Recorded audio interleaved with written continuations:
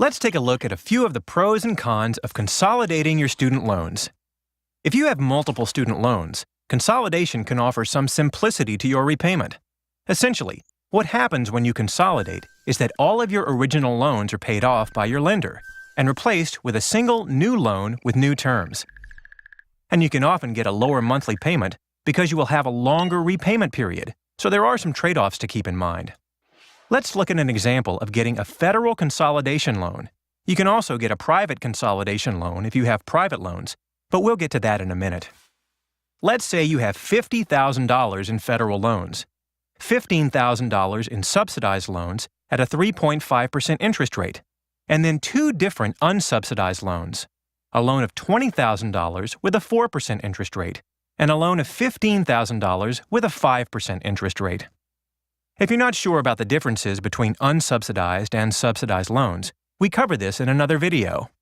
Now, as you can see, keeping track of these loans might get complicated, especially if you're making payments to different loan servicers. Entering these numbers into the loan calculator at studentaid.ed.gov on a standard 10-year repayment plan, you're going to be paying a little over $500 a month. Over 10 years, you'll pay about $11,000 in interest on your original principal of $50,000. Now, let's say you want to consolidate these loans. Under your new loan terms, your loans will be consolidated into one $50,000 loan, and you'll have one new fixed interest rate, which is determined by taking the weighted average of the interest rates on your previous loans and rounding up to the nearest 1/8 of 1%. In this case, that's 4.25%. Now, entering your loan information into a loan consolidation calculator, you'll find that consolidating your loans gives you a new repayment period, which is figured based on the amount you owe. The more you owe, the longer this repayment period will be. It can vary from 10 to 30 years, but in this case, it's going to be 25 years, and your new monthly payment will be about $270.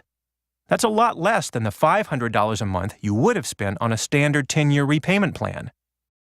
But paying $270 per month for 25 years means you'll be paying a total of about $81,250 over the life of your loan.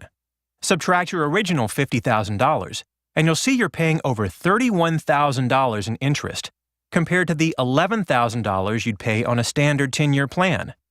So while simpler and lower monthly payments might give you some relief in the present, the trade-off is that it can cost you a lot more over time. You'll also have new loan terms.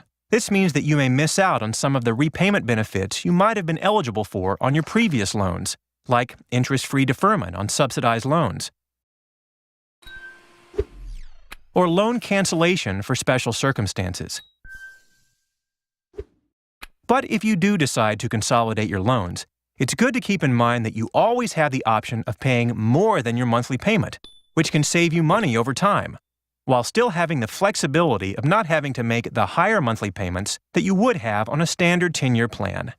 But everyone's situation is different. If you're struggling to make payments on your original loans, you might consider repayment options other than loan consolidation, like an income-based repayment plan. Or if you run into a financial hardship and need short-term relief, you might consider deferment or forbearance. These options are covered in detail in other videos.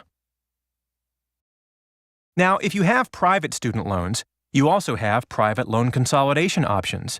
They work much like a federal consolidation loan, except they also take into account your credit score when determining your interest rate.